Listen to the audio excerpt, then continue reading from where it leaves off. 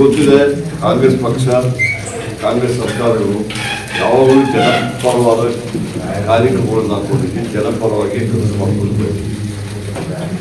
ಸಾಕಷ್ಟು ನಮ್ಮ ಸ್ವತಂತ್ರ ಸಿಕ್ಕಿದ್ರಿಂದ ಇಲ್ಲಿಯವರೆಗೆ ಸಾಕಷ್ಟು ಪ್ರಗತಿ ಸಮೇತ ನಮ್ಮ ದೇಶ ಮಾಡಬೇಕಾದ್ರೆ ಸರಿಯಾದ ಒಂದು ಅಡಿಪಾಯನ ಹಾಕೊಂಡು ಕಾಂಗ್ರೆಸ್ ಪಕ್ಷಗಳು ಬೇರೆ ಪಕ್ಷಗಳು ಸಮೇತ ಸರ್ಕಾರ ನಡೆಸುವಾಗ ಎಲ್ಲ ಧ್ಯೇಯ ಧೋರಣೆ ಜನಸಾಮಾನ್ಯರ ಒಳಿತಿಗಾಗಿ ಕೆಲಸ ಮಾಡಿಕೊಂಡು ಬರುವಂಥ ಒಂದು ಧ್ಯೇಯ.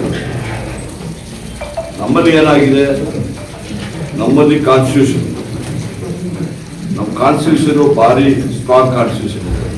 ಸಂವಿಧಾನ ಡಾಕ್ಟರ್ ಬಾಬಾ ಸಾಹೇಬ್ ಅಂಬೇಡ್ಕರ್ ಅವರು ಅಂದಿನ ಪ್ರಧಾನಿ ಜವಾಹರ್ಲಾಲ್ ನೆಹರು ಅವರ ಅಧ್ಯಕ್ಷರನ್ನಾಗಿ ಮಾಡಿ ಒಳ್ಳೆಯ ಒಂದು ಕಾನ್ಸ್ಟಿಟ್ಯೂಷನ್ ಕೊಡುವಂಥ ಕೆಲಸ. ಆ ಕಾನ್ಸ್ಟಿಟ್ಯೂಷನ್ ಪ್ರತಿಯೊಬ್ಬರಿಗೂ ಒಂದು ಓಟ್ ಕೊಡುವಂಥ ಒಂದು ಇದನ್ನು ಅಡಾಪ್ಟ್ ಮಾಡ್ಕೊಳ್ತಾರೆ. ಯಾರೇ ಇರಲಿ, ಅಷ್ಟೇ ದೊಡ್ಡವರು ಇರಲಿ, ಅಷ್ಟೇ ಸಣ್ಣವರು ಇರಲಿ, ಅವರಿಗೆಲ್ಲ ಸರಿ ಸಮಾನತೆ ಕಾಪಾಡುವಂಥ ಕೆಲಸ ಮಾಡ್ಕೊಂಡಿದ್ವಿ.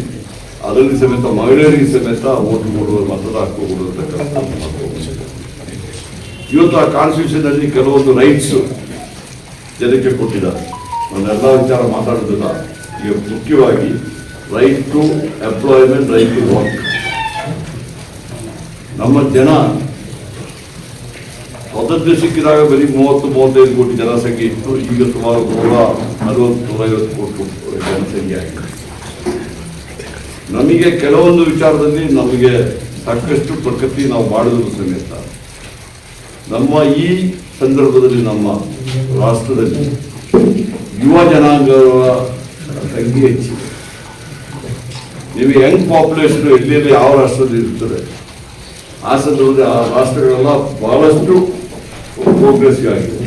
ಯಾಕಂದ್ರೆ ನಮ್ಮ GDP ಗ್ರೋತ್ ಸುಮಾರು ಡಬಲ್ ಡಿಜಿಟಲ್ಲಿ ಇರಬೇಕು. ಇವರಿಗೆಲ್ಲ ಎಂಪ್ಲಾಯ್ಮೆಂಟ್ ಕೊಡಬೇಕು. ಈಗ ಒಂದೊಂದು ವರ್ಷ ನಮ್ಮ ಕಾಲೇಜು, ಯೂನಿವರ್ಸಿಟಿ, ಸ್ಕೂಲ್ಗಳಿಂದ ಸಾಕಷ್ಟು ವಿದ್ಯಾವಂತರು ಹೊರಗಡೆ ಬರ್ತಾರೆ. ಅವರಿಗೆ ಕೊಡುವಂಥ ಒಂದು ಯೋಚನೆ ನಾವು ಮಾಡಬೇಕಾಗಿದೆ. ಬಹುಶಃ ತಮ್ಗೆ ಗೊತ್ತಿದೆ, ರಾಜೀವ್ ಗಾಂಧಿ ಅವರಿದ್ದಾಗ ಮೊದಲು ಎಜುಕೇಶನ್ ಡಿಪಾರ್ಟ್ಮೆಂಟ್ ಇದ್ದಿರ್ತದೆ. ಅದನ್ನು ಹ್ಯೂಮನ್ ರಿಸೋರ್ಸಸ್ ಹ್ಯೂಮನ್ ರಿಸೋರ್ಸಸ್ ಮಾಡಿ ಇವತ್ತು ಆ ಹ್ಯೂಮನ್ ರಿಸೋರ್ಸ್ ಅನ್ನು ನಾವು ಯುಟಿಲೈಸ್ ಮಾಡೋದರ ಮೂಲಕ ಇವತ್ತು ನಮ್ಮ ದೇಶ ಇವತ್ತು 3ನೇ ಅಥವಾ 4ನೇ ಅಥವಾ 5ನೇ ಜಾಗದಲ್ಲಿ ಬರಬೇಕಾದ್ರೆ we are wait that young people who are responsible for this development of the nation. ಈ ಸಂದರ್ಭದಲ್ಲಿ ಇಂದಿರಾ ಗಾಂಧಿ ಅವರು ಏನು ಮಾಡಿದ್ರು, ಅವರು ಪ್ರಧಾನಿ ಆಗಿದ್ದಾರೆ. ಅದು ಗೊತ್ತಿದೆ. ಅವರು ಪ್ರೋಗ್ರೆಸಿವ್ ಕಾರ್ಯಕ್ರಮ ತಂದಿದ್ರು. ಮತ್ತು ಎಲ್ಲ ನಮ್ಮ ಇದರ ಈ 20 ಅಂಶಗಳ ಕಾರ್ಯಕ್ರಮವನ್ನು ಅವ್ರು ತಂದಿದ್ರು. ಏನಂದ್ರೆ ಆ ಉದ್ದೇಶ ಏನಂದ್ರೆ ಅಂದರೆ ಇನ್ಕ್ಲೂಸಿವ್ ಗ್ರೋತ್ ಇರಬೇಕು.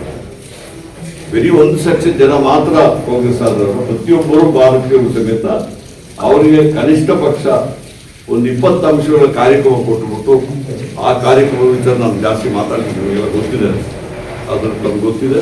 ಅದನ್ನು ಮಾಡಿದ್ರು ಪರ್ಸನ್ ಆಗಿದ್ದಾಗ ಕಾಂಗ್ರೆಸ್ ಪಕ್ಷದ ಒಂದಿದ್ರ ಮೇಲೆ ನಾವೇನು ಮಾಡಿದ್ದೀವಿ, ಈ ಮನ್ರೇಗಾ ಕಾರ್ಯಕ್ರಮ ತಂದಿದ್ವಿ. ರೂರಲ್ ಎಂಪ್ಲಾಯ್ಮೆಂಟ್ ಸ್ಕೀಮ್ ರೂರಲ್ ಜನಕ್ಕೆ ಕೊಡಬೇಕು ಅಂತ ಹೇಳ್ಬಿಟ್ಟು Mahatma Gandhi national rural employment guarantee act ಇದನ್ನು ತಂದಿದ್ವಿ.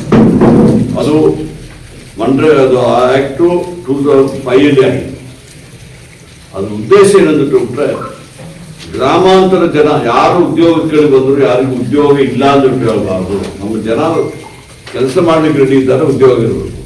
ಬಟ್ ಬರೀ ಉದ್ಯೋಗ ಕೊಡೋದಲ್ಲ, ಅದನ್ನು ನ್ಯಾಷನಲ್ ಅಸೆಟ್ ಸಮೇತ ಕ್ರಿಯೇಟ್ ಮಾಡಬೇಕು, ಜಾಸ್ತಿ ಮಾಡಬೇಕು ಉದ್ದೇಶದಿಂದ ಇದೆಲ್ಲ ಮಾಡಿ ಇದು ಮಾಡಿಬಿಟ್ಟು 73-74 ಅಮೆಂಡ್ಮೆಂಟ್ ಆಕ್ಟಲ್ಲಿ ತಂದ್ಬಿಟ್ಟು ಆ ಪಂಚಾಯತ್ವರಿಗೆ ಸಂಪೂರ್ಣವಾದ ಒಂದು ಇಂಡಿಪೆಂಡೆಂಟ್ ಆಗಿ ಅವರಿಗೆ ಪವರ್ ಕೊಡುವಂಥ ಮತ್ತು ಇದನ್ನು ಮಾಡುವಂಥ ಕೆಲಸಗಳನ್ನ ಮಾಡಿ ಇವತ್ತೇನು ಮಾಡ್ತಾ ಇದ್ದಾರೆ ಅಂತ ಹೇಳಿದ್ರೆ, ಆ ಮನ್ರೇಗಾ ಆಕ್ಟಲ್ಲಿ ಪಂಚಾಯತ್ ಅವರೇ ಅವರು ಎಲ್ಲಿ ಯಾವ ಕೆಲಸ ಬೇಕಾದರೂ ಅವರು ಸೆಲೆಕ್ಟ್ ಮಾಡ್ಕೋಬೋದಾಗಿತ್ತು.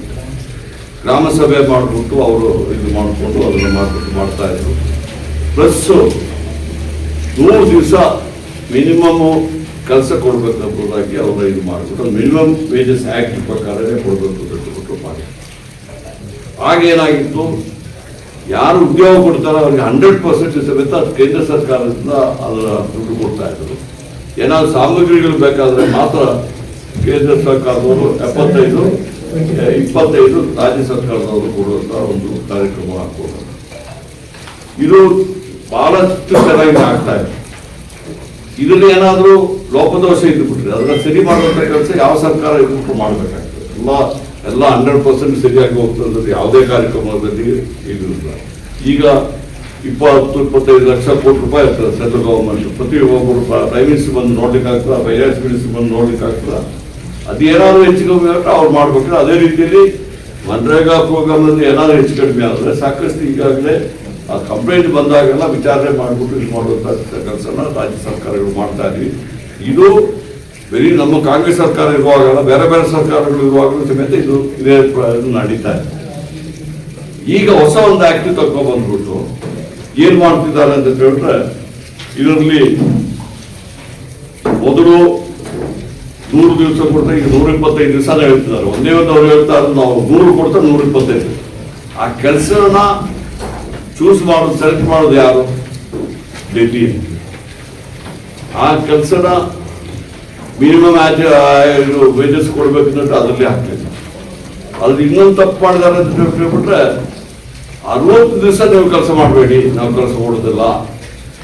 ನಾವು ಹೇಳ್ತಾ 365 ದಿವಸ ಕೊಡ್ತೀವಿ ಅಂತ ಹೇಳ್ತಾರೆ. ಅದ್ರ 60 ದಿವಸ 50 ದಿವಸ ದೊಡ್ಡ ಭೇದ ಇರಲಿಲ್ಲ, ಎಲ್ಲ ಕೊಡುವಂತ ಒಂದು ಕಾರ್ಯಕ್ರಮ ಇತ್ತು. ಈಗೇನು ಹೇಳ್ತಿದ್ದಾರೆ 60 ಡೇಸ್ ನಿಮಗೆ ಕೊಡೋದಿಲ್ಲ ಅಂತ ಹೇಳ್ಬಿಟ್ಟು ಹೇಳಿದ್ದಾರೆ.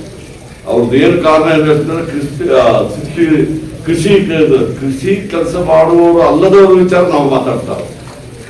ಯಾರು ಕೃಷಿ ಕೆಲಸಕ್ಕೆ ಎಲ್ಲರೂ ಇದು ಮಾಡ್ಬೇಕಾದ್ರೆ ಅದು ಮಾಡಿ ಅದರಲ್ಲಿ ಸಮೇತ ಸಣ್ಣ ಕೃಷಿಕರಿಗೆ ಸಮೇತ ಅವರ ಹೊಲದಲ್ಲಿ ಅವರ ಒಂದು ಇನ್ಫ್ರಾಸ್ಟ್ರಕ್ಚರ್ ಮಾಡಿದ್ರು ಸಮೇತ ಅದಕ್ಕೆ ದುಡ್ಡು ಕೊಡುವಂತ ಇದರಲ್ಲಿ ತಿಳಿಸುವಂತ ಒಂದು ಕಾರ್ಯಕ್ರಮ ಮಾಡಿಬಿಟ್ಟು ಒಂದು ರೆವಲ್ಯೂಷನರಿ ಕಾರ್ಯಕ್ರಮ ಆಗಿದೆ.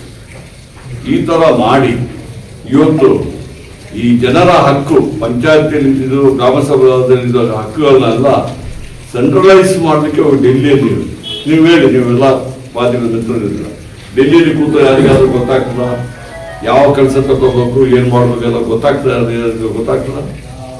ನಾವು ಏನು ಮಹಾತ್ಮ ಗಾಂಧೀಜಿಯವರು ಕಟ್ಟಂತ ಗ್ರಾಮ ಇದನ್ನ ಮಾಡಲಿಕ್ಕೆ, ಸರ್ವೋದಯ ಮಾಡಲಿಕ್ಕೆ ನಾವು ಪ್ರಯತ್ನ ಮಾಡಿದ್ದೇವೆ. ಇವ್ರು ಏನ್ ಮಾಡ್ತಿದ್ದಾರೆ ಅಂದ್ರೆ ಮತ್ತೆ ತಗೊಂಡು ಡೆಲ್ಲಿಯಲ್ಲಿ ಮಾಡ್ತಾರೆ. ಡೆಲ್ಲಿಯಲ್ಲಿ ಹೇಗಿದೆ ಅಂದ್ರೆ ನಿಮ್ಗೆ ಗೊತ್ತಿದೆ, ನಮ್ಮ ಏನು ಪ್ಲಾನಿಂಗ್ ಕಮಿಷನ್ ಏನಿತ್ತು ಅದನ್ನು ಚೇಂಜ್ ಮಾಡಿ ನೀತಿ ಆಯೋಗ ಮಾಡಿದ ಮೇಲೆ ನಮ್ಮ ಕರ್ನಾಟಕ ರಾಜ್ಯ ಸರ್ಕಾರಕ್ಕೆ ನೀತಿ ಆಯೋಗನೇ ರೆಕಮೆಂಡ್ ಮಾಡ್ತಾರೆ, ಇವ್ರಿಗೆ ಅಡಿಷನಲ್ ಕೊಡಿ, ಹೊಲ ಕೆಲಸ ಮಾಡಿದ್ದಾರೆ ಕೊಡಿ ಅಂತ ಹೇಳ್ಬಿಟ್ಟು 5,000 ಕೋಟಿ ಕೊಟ್ಟಿದ್ದು ಅದು ಮಾಡಲಿಲ್ಲ. ಇವರು ಬಜೆಟ್ ಅಲ್ಲಿಯೇ ಅನೌನ್ಸ್ ಮಾಡ್ತಾರೆ, ನಮ್ಮ ಭದ್ರಾ ಇದನ್ನ ಭದ್ರಾ ಇದರಲ್ಲಿ ಎಕ್ಸ್ಟ್ರಾ ಕೊಡ್ತೀವಿ ಅಂತ 5,000 ಕೋಟಿ ಕೊಡ್ತಿದ್ದು ಅದು ಮಾಡಲಿಲ್ಲ. ಆ ಬಜೆಟ್ ಅನೌನ್ಸ್ಮೆಂಟ್ ಮೇಲೆ ನಮ್ಮ ಬಿಜೆಪಿ ಸರ್ಕಾರ ಇದ್ದಾಗ ಬೊಮ್ಮಾಯಿ ಅವರು ಅಸೆಂಬ್ಲಿಯಲ್ಲಿ ಸಮೇತ ಅದಕ್ಕೆ ಎಲ್ಲ ಕೈಯಿಂದ ಚಪ್ಪಳೆ ಕೊಡಿಸ್ಕೊಂಡ್ರು. ಅದು ನೋಡಿ ಸೆಂಟ್ರಲ್ ನಮ್ಗೆ ಕೊಟ್ಟಿದ್ದಾರೆ. ಇವರು ಅಲ್ಲಿ ಹೇಳಿದ ಮಾತ್ರನೇ ಇನ್ನು ಉಳಿಸ್ಕೊಳ್ಳಿಕ್ಕೆ ಇವತ್ತೇನು ಆಗುತ್ತೆ. ಇವತ್ತು ಮೊನ್ನೆ ನಾವು ನೋಡ್ತಾ ಇದ್ದೀವಿ, ಆ ಕಬ್ಬಿನ ವಿಚಾರದಲ್ಲಿ ಅವರು ಮಿನಿಮಮ್ ಸಪೋರ್ಟ್ ಪ್ರೈಸ್ ಕೊಡ್ತಾರೆ. ಮಿನಿಮಮ್ ಸಪೋರ್ಟ್ ಪ್ರೈಸ್ ಹೇಳಲಿಕ್ಕೆ ಸುಲಭ, ಮಾರ್ಕೆಟ್ ಅಲ್ಲಿ ಕಡಿಮೆ ಆದಾಗ ಅದಕ್ಕೂ ಸೆಂಟ್ರಲ್ ಗವರ್ಮೆಂಟ್ ಬರ್ಬೇಕಲ್ಲ. ಇವರು ಕಬ್ಬು ಬೆಳೆಗಾರರಾಗಲಿ ರೈತರಾಗಲಿ ಈಗ ಮೊನ್ನೆ ಬೇರೆ ಬೇರೆ ಇದಕ್ಕೆಲ್ಲ ಇದು ಕೊಟ್ಟಿದ್ದಾರೆ MSP. ಏನು ಮಾಡೋದಿಲ್ಲ. ಈ ತರ ಮಾಡಿದ್ರೆ ಹೇಗಾಗ್ತದೆ? ಇದಕ್ಕೆ ಇವತ್ತು ಏನ್ ಮಾಡ್ತಾ ಇದ್ದಾರೆ, ಮೊದಲು ಸಂಪೂರ್ಣವಾಗಿ ಕೇಂದ್ರ ಸರ್ಕಾರ ಕೊಡ್ತಾ ಇದೆ, ಈಗ ಏನ್ ಮಾಡ್ತಿದೆ ಇಲ್ಲಿ ತರ ನಡ್ಕೊಂಡ್ ಬಂದಿದ್ದಾರೆ. ಈಗ ಇದನ್ನು 60-40 ಮಾಡಿ ಇದನ್ನು ಮಾಡಿದರೆ ಹೆಚ್ಚು ರಾಜ್ಯ ಸರ್ಕಾರದ ಮೇಲೆ ಹೊರೆ ಹಾಕಿದ್ದಾರೆ. ಫೈನಾನ್ಸ್ ಕಮಿಷನ್ ಬಂದಾಗ ಈ ವಿಚಾರ ಮಾತಾಡಲಿಲ್ಲ. ಫೈನಾನ್ಸ್ ಕಮಿಷನ್ ಕಾನ್ಸ್ಟಿಟ್ಯೂಷನ್ ಇದು ಬರೋದು. ಆಗ ಅವ್ರು ಹೇಳ್ಬೇಕಾಗಿತ್ತು, ನೀವು ನೋಡಿ ನಿಮಗೆ ಹೊರೆ ಬರ್ತಾ ಇದೆ, ನೀವು ಈ ತರ ಮಾಡಿದ್ರು ಫೈನಾನ್ಷಿಯಲ್ ಕಮಿಷನ್ ಅವ್ರಿಗೆ ಮಾಡಿದ್ರು, ಅದು ಮಾಡ್ತಿಲ್ಲ. ಈ ತರ ಇವತ್ತು ಅನ್ಯಾಯ ಮಾಡೋದು ಅಂತ ಬಿಟ್ರೆ ಇವತ್ತು ಸಾಮಾನ್ಯ ಜನರಿಗೆ ತಮ್ಗೆ ಗೊತ್ತಿದೆ, ಇವರಿಗೆ ಬಿಜೆಪಿ ಅವರಿಗೆ ಸಾಮಾನ್ಯ ಜನರ ಮೇಲೆ, ಜನಸಾಮಾನ್ಯರ ಮೇಲೆ ಅಥವಾ ರೈತರ ಮೇಲೆ ಇಲ್ಲ ಅಂದ್ರೆ ಬಿಟ್ಟು ಅವ್ರು ನೋಡ್ಬೋದು. ಟಿವಿ ನಾವು ನೋಡಿದ್ದೀವಿ. ನಾನು ಅಲ್ಲಿಗೆ ಸ್ಪಾಟಿಗೆ ಹೋಗಿದೆ, ಡೆಲ್ಲಿಗೆ ಹೋಗಿ ನೋಡ್ಕೊಂಡ್ ಬಂದಿದ್ದೀನಿ. ಆ ರೈತರು ಅಷ್ಟೆಲ್ಲ ಗಲಾಟೆ ಮಾಡಿದಾಗ ದೊಡ್ಡ ಫೋರ್ಟ್ ಹಾಕ್ಬಿಟ್ಟು ಅದನ್ನ ಅಲ್ಲಿ ಒಳಗಡೆ ಹೋಗಿ ಬಿಡದೆ ಎಲ್ಲ ಮಾಡ್ಬಿಟ್ಟು ಲಾಸ್ಟಿಗೆ ಅವರು ಇದನ್ನ ವಿಡ್ರಾ ಮಾಡುವಂಥ ಪ್ರಸಂಗ ಆಗಿದೆ, ಅವರ ಆಕ್ಟನ್ನ ವಿಡ್ರಾ ಮಾಡುವಂಥ ಪ್ರಸಂಗ ಆಗಿದೆ. ಅದೇ ರೀತಿಯಲ್ಲಿ ಇವತ್ತು ಜನರಿಗೆ, ಜನಸಾಮಾನ್ಯರಿಗೆ, ಗ್ರಾಮ ಪಂಚಾಯತ್ಗೆ ಎಲ್ಲ ತುಂಬಾ ಅನ್ಯಾಯ ಆಗ್ತಾ ಇದೆ ಉದ್ದೇಶದಿಂದ ಇವತ್ತು ನಾವು ಕಾಂಗ್ರೆಸ್ ಪಕ್ಷದವರು ಇದನ್ನ ಜನರ ಹತ್ರ ತಗೊಂಡು ಹೋಗ್ಬೇಕು ಅಂತ ತೀರ್ಮಾನ ಮಾಡಿದ್ವಿ. ಇದನ್ನ ಇಶ್ಯೂನ ಜನ ಅವರು ಅದನ್ನ ವಾಪಸ್ ತೆಗೆಯೋ ತನಕ ಮೊದಲು ಏನಿತ್ತು ಅದನ್ನ ಅದೇ ರೀತಿಯಲ್ಲಿ ಮಾಡಬೇಕಂತ ಒತ್ತಾಯಪೂರ್ವಕವಾಗಿ ಇವತ್ತು ನಾವು ನಮ್ಮ ಎಲ್ಲ ಶಾಸಕರು, ಕಾಂಗ್ರೆಸ್ ಪಕ್ಷದವರು ನಾವು ಜನರ ಹತ್ರ ಹೋಗಲಿಕ್ಕೆ ನಾವು ಈಗಾಗಲೇ ತಯಾರಾಗಿದ್ದೀವಿ. ಅದಕ್ಕೋಸ್ಕರವಾಗಿ ಇನ್ನು ಮುಂದೆ ಸತತವಾಗಿ ಕಾರ್ಯಕ್ರಮಗಳನ್ನು ಇಟ್ಕೊಂಡು ಹೋಗ್ತೀವಿ. ಈ ಮಾತನ್ನ ನಿಮ್ಮ ಒಂದು ಗಮನಕ್ಕೆ ತರಲಿಕ್ಕೆ ಇವತ್ತು ಈ ಪ್ರೆಸ್ ಕಾನ್ಫರೆನ್ಸ್ ಕರೆದಿದ್ದೀವಿ. ಸಂಕ್ರಾಂತಿ ಬಳಿಕ ಸಚಿವ ಸಂಪುಟ ಬದಲಾವಣೆ ಏನಾದ್ರು ಇದೆಯಾ ಸರ್? ನಾನು ನಿಮಗೆ ಚಿಕ್ಕಮಗಳೂರಲ್ಲಿ ಹೇಳಿದೆ, ದೇವಣ್ಣೆ ಹೇಳಿದೆ, ಗೊತ್ತಾಯ್ತಾ? ನೋಡಿ, ನರೇಗಾ ಬಿಟ್ಟು ಅದು ಬಿಡಿ, ನರೇಗಾ ಆಯ್ತಲ್ಲ, ಮುಗಿತಲ್ಲ, ಅಲ್ಲ ಬಿಟ್ಟಿದ್ರಲ್ಲ, ಈಗ ಆಯ್ತಲ್ಲ ನರೇಗಾ. ನೀವು ಹೇಳಿದಕ್ಕೆ ಇದು ಮಾಡಿ, ನಮ್ಮ ಪಕ್ಷ one of the largest political party in the country. ನಮ್ಮ ಪಕ್ಷದಲ್ಲಿ ಕೆಲವೊಂದು ಸಿಸ್ಟಮ್ಸ್ ಇದೆ, ಗೊತ್ತಾಯ್ತು. ನಮ್ಮ ಪಕ್ಷದಲ್ಲಿ ಈಗ CHP ಲೀಡರ್ ಆಗಿ ಚೀಫ್ ಮಿನಿಸ್ಟರ್ ಖಾಲಿ ಇಲ್ಲ. ಆ ಖಾಲಿ ಬರುವಾಗ ನಮ್ಮ ಪಕ್ಷದವರು ಅದನ್ನು ಕರೆಕ್ಟ್ ಆಗಿ ತೀರ್ಮಾನ ತಗೊಂಡು ಇದು ಮಾಡ್ತಾರೆ. ಈಗ ನೋ ವೇಕೆನ್ಸಿ.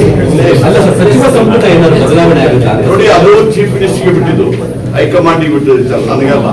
ನಾನು ಅದನ್ನ ಕಂಪ್ಲೀಟ್ CMಗೆ ಬಿಟ್ಟಿದ್ದು. ಅವರು ಹೈಕಮಾಂಡ್ ಒಟ್ಟಿಗೆ ಮಾತಾಡಿ ಅದು ನನಗೆ ಆ ವಿಚಾರದಲ್ಲಿ ನನಗೆ ಆನ್ಸರ್ ಮಾಡ್ಲಿಕ್ಕೆ ಆಗುತ್ತೆ.